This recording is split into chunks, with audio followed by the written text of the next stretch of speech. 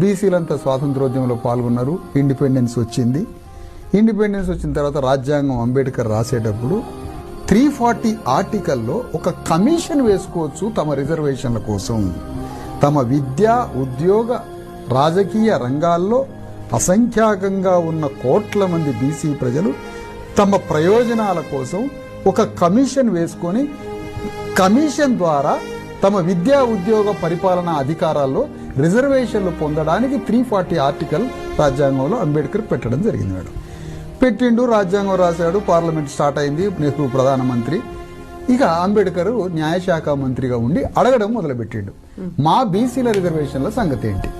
340 article ఉంది, commission వేయండి, commission ద్వారా మొత్తం దేశవ్యాప్తంగా ఒక కమిషన్ వివరాలు వస్తాయి, ఆ వివరాలతోటి బీసీలకు రిజర్వేషన్ ఇవ్వమని స్ట్రగుల్ చేయడం మొదలుపెట్టాడు అంబేద్కర్. కానీ నెహ్రూ దానికి ఒప్పుకోలేదు. బీసీల రిజర్వేషన్